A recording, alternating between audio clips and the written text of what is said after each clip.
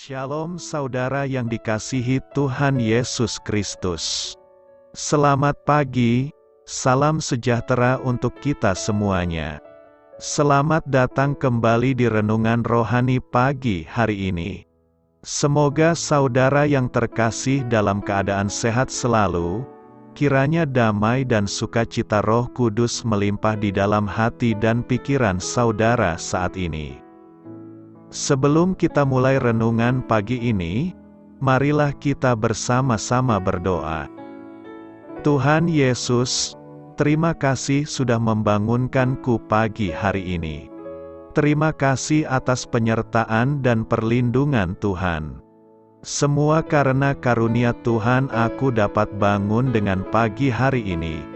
Aku menyerahkan seluruh aktivitasku hari ini ke dalam kuasa tangan Tuhan. Jauhkanku dari yang jahat, ya Tuhan. Tuhan Yesus, tolong lindungi dan berkati aktivitasku hari ini. Tolong berkati juga keluarga dan teman-temanku, Bapa Surgawi, oleh karya Roh Kudus. Tolonglah aku untuk menjauhi segala sesuatu yang melukai hati-Mu. Ampunilah segala dosa kami, ya Tuhan. Dalam nama Tuhan Yesus, aku sudah berdoa. Amin.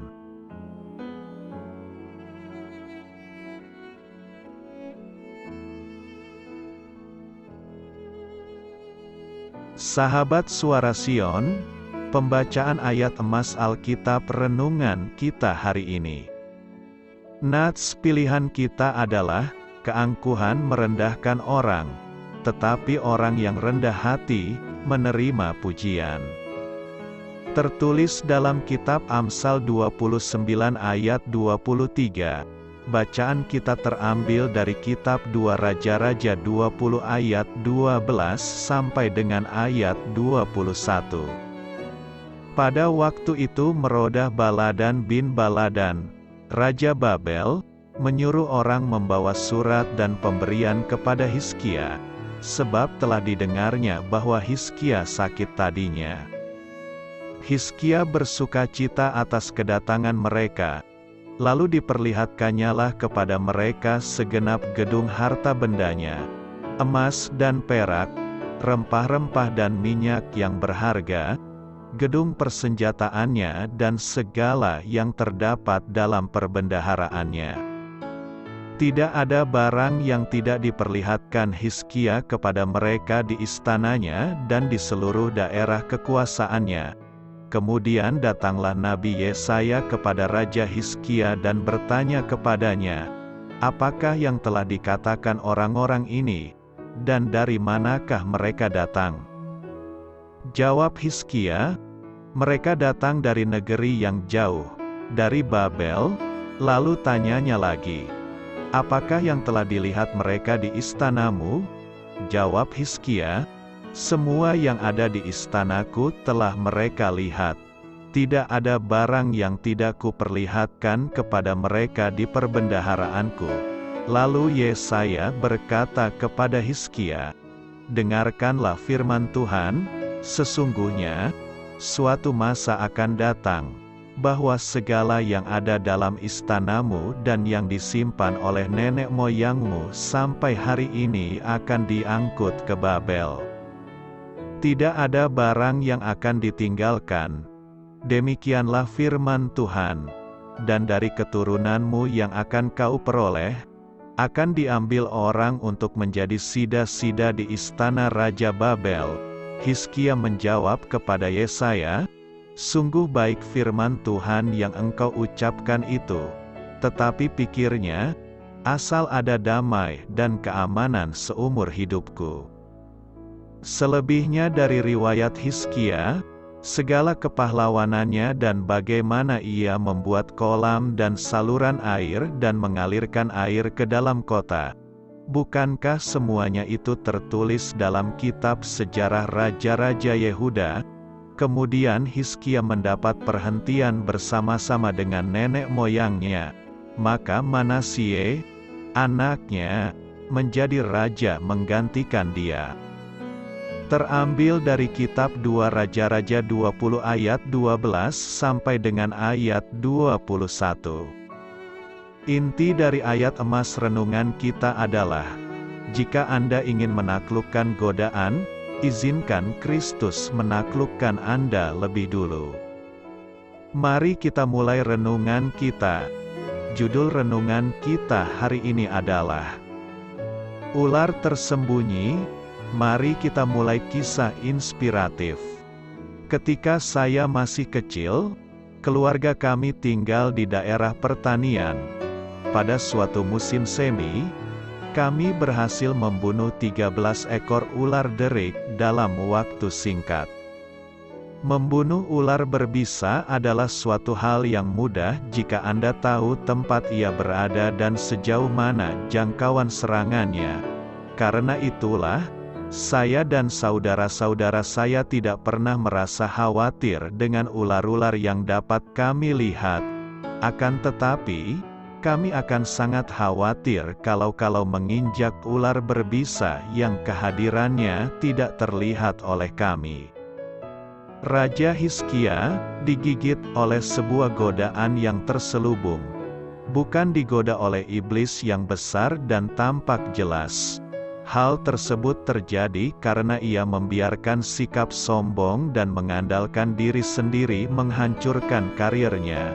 Ia seharusnya percaya kepada Tuhan yang akan memberinya perlindungan dari para musuh.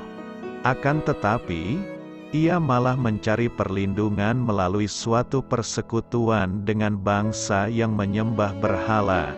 2 Tawarikh 32 ayat 25-31. Sayang sekali raja yang baik itu justru menodai pemerintahannya dengan dosa ini. Kita patut waspada agar tidak membiarkan kesombongan bertahta di hati kita sehingga kita, seperti Hizkia, menyerah terhadap tipu muslihat musuh. Mungkin kita dipersiapkan untuk melawan ajakan dosa yang tampak jelas dan dapat menodai nama kita. Tetapi bisa jadi kita tidak siap menghadapi godaan kehidupan yang cerdik. Waspadalah terhadap ular derik yang tersembunyi. Ular-ular seperti itu justru yang paling membahayakan. Amin. Marilah kita renungkan di dalam hati kita. Doa saya menyertai saudara sekalian. Saya memberkati Anda agar sewaktu Anda mencarinya dari Dia, Bapa Surgawi Anda akan memberikan bagi Anda roti harian Anda. Dalam nama Yesus Kristus, Tuhan yang berkuasa atas alam semesta dan menuntun kita kepada iman yang menyelamatkan. Tuhan Yesus menyertai senantiasa. Tuhan memberkati. Amin.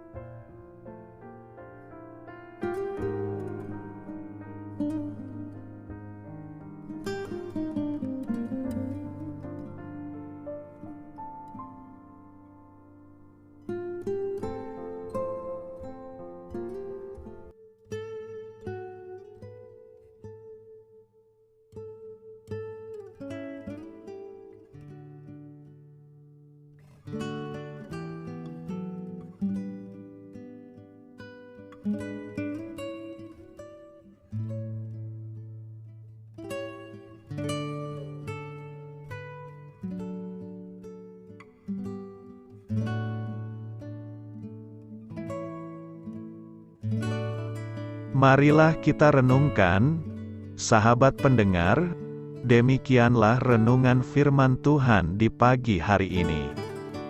Semoga menjadi berkat di dalam hidup kita. Dan sebelum kita memulai segala aktivitas kita pagi hari ini, marilah kita berdoa. Selamat pagi Bapa, malam hari telah berganti pagi, kehidupan baru telah Engkau berikan kembali bagi kami. Bapa Surgawi, tolonglah aku menyadari kebutuhan orang lain, supaya aku dapat membagikan apa yang telah Engkau berikan kepadaku. Pada saat aku membutuhkan, berilah aku keyakinan bahwa Engkau akan mencukupkanku, melalui orang-orang yang mengasihi-Mu. bukan karena kami pantas atau layak, namun karena kasih karunia-Mu, kami boleh ada, sebagaimana kami ada di pagi hari ini. Terima kasih Tuhan, atas kesempatan baru yang telah Tuhan berikan kepada kami, untuk bisa memperbaiki diri agar kami bisa lebih layak di hadapan-Mu. Hari ini kami serahkan semua perkara dan kesulitan yang akan kami lalui ke dalam tangan-Mu. Biarkanlah kami bisa memuliakan-Mu dalam segala aktivitas yang akan kami lakukan. Amin. Biarlah firman Tuhan menjadi pengingat untuk kita semua, bahwa tuntunan dari Roh Kudus akan selalu memberi jalan keluar bagi setiap permasalahan hidup kita, dan memberi kedamaian di hati kita. Sampai jumpa di renungan pagi rohani Suara Sion berikutnya. Kiranya Tuhan selalu memberkati saudara semua hari ini. Amin. Shalom.